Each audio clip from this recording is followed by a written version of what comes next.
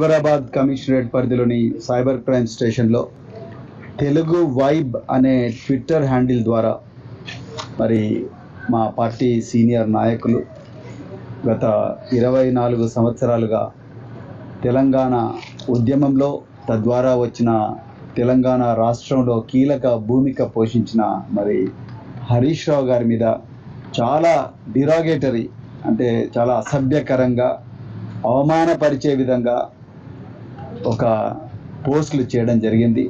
దీన్ని వెనుక అంతా కూడా కాంగ్రెస్ సోషల్ మీడియా సెల్ వాళ్ళ కుట్ర ఉందనేది చాలా క్లియర్గా మాకు అర్థమవుతా ఉన్నది. అదే అనుమానంతో ఈరోజు సైబరాబాద్ సైబర్ క్రైమ్ స్టేషన్లో ఈరోజు కంప్లైంట్ ఇవ్వడం జరిగింది.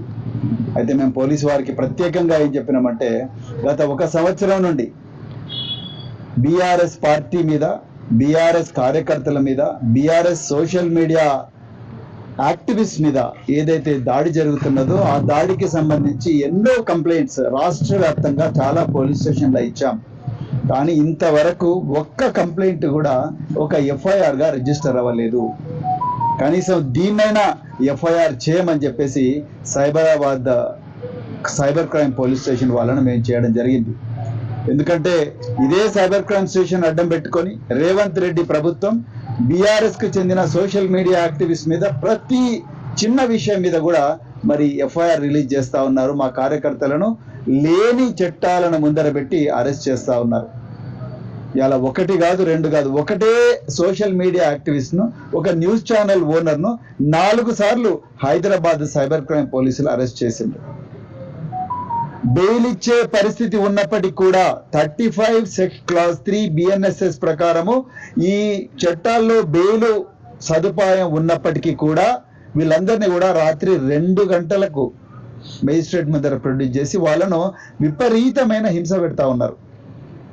మరి ఈ విధంగా పోలీసు వ్యవస్థ అనేది, ముఖ్యంగా సైబర్ క్రైమ్ వ్యవస్థ అనేది రేవంత్ రెడ్డి గారు ప్రతిపక్షాల మీద ఘోరంగా వాడుతూ ఉన్నారు. ఆనాటి హిట్లర్ ఎట్లయితే వాడిండో, నాజీలు ఎట్లయితే వాడిండ్రో, ముస్సోలిని ఏ విధంగా అయితే వాడిండో అదే విధంగా ఇలా మరి రేవంత్ రెడ్డి ఈ ప్రతిపక్షాల మీద వాడుతూ ఉన్నాడు. ఎమర్జెన్సీని తలపిస్తూ ఉన్నది ఈరోజు. అందుకొరకే మరొకసారి మేము ఈరోజు సైబర్ క్రైమ్ పోలీస్ స్టేషన్కి వచ్చి ఈరోజు బీఆర్ఎస్ పార్టీ నాయకుల మీద జరుగుతున్న అసత్య ప్రచారం, మానసిక దాడిని మరి ఒక ఎఫ్ఐఆర్గా రిజిస్టర్ చేయాలని వచ్చాము. మరి వాళ్ళ ఆఫీసర్లు కాన్ఫరెన్స్లో ఉన్నాయని చెప్పిండ్రు. మరి వాళ్ళ ఆఫీసర్లు డిస్కస్ చేసి తప్పకుండా తగు చర్యలు తీసుకుంటామని చెప్పేసి వాళ్ళు హామీ ఇచ్చిండ్రు. మరి రేపు 11 గంటలకు మాకు ఏ విషయం చెప్తామన్నారు.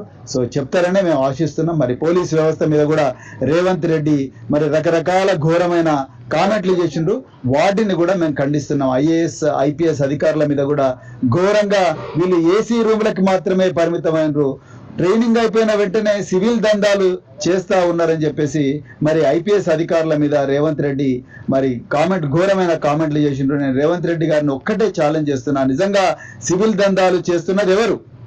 మీరు చేస్తున్నారు. మీ అన్నదమ్ములందరూ కలిసి సివిల్ దందాలు చేస్తున్నారు. కల్వకుర్తిలో కుందారం భూములు కానీ, అజ్లాపూర్ భూములు కానీ, లేకపోతే కల్వకుర్తి నుంచి తుర్కుగూడ దాకా ఉన్న రైట్ లెఫ్ట్ భూములన్నింటినీ కూడా అక్రమంగా ఆక్రమిస్తున్నది మీరు. హైదరాబాద్ చుట్టుపక్కల ఓఆర్ఆర్ ఆర్ఆర్ఆర్ మధ్యలో RRR మధ్యలో ఉన్న భూములందరూ అక్రమంగా మరి చేసుకుంటున్నది, ఏమంటారు, అగ్రిమెంట్లు చేసుకుంటున్నది మీరు. ఇవన్నీ దందాలు మీరు చేస్తూ యూనిఫామ్ వేసుకున్న ఐపీఎస్ అధికారులను మీరు ఇష్టం వచ్చినట్టు మాట్లాడుతూ ఉన్నారు. మన కేటీఆర్ గారు సిరిసిల్లలో వాళ్ళ కలెక్టరు, నువ్వు బీఆర్ఎస్ పార్టీ నాయకుడు అయితే నువ్వు కాంగ్రెస్లో చేరితేనే మంచిగా ఉంటుంది అని అన్నారని చెప్పేసి ఆయన ఒక కామెంట్ చేస్తే IPS association, IAS association KTR గారి వ్యాఖ్యలను ఖండించారు. మరి అలా నేను అడుగుతా ఉన్నా, ఇదే ఐఏఎస్ అసోసియేషన్, అదే ఐపీఎస్ అసోసియేషన్ మీరు ముఖ్యమంత్రి గారి వ్యాఖ్యలను ఖండించగలరా? మీ నిజాయితీని నిరూపించుకోండి. నేను ఒక యూనిఫామ్ సర్వీసెస్కి చెందిన అధికారిగా, నేను మాజీ అధికారిగా నేను మాట్లాడుతున్నా. మరి ముఖ్యమంత్రి చేసిన ఘోరమైన కామెంట్లు మీరు ఒప్పుకుంటున్నారా? మీరు ఖండించకపోతే మీరు ఒప్పుకున్నట్టే. అందుకొరకు ఇలాంటి దుర్మార్గమైన వ్యవస్థ ఇవాళ తెలంగాణ రాష్ట్రంలో నడుస్తున్నది. అందులో భాగంగానే మరి ఇప్పుడైనా కనీసం కళ్ళు తెరిచి నిజాన్ని నిజంగా, అబద్ధాన్ని అబద్ధంగా మరి చూసి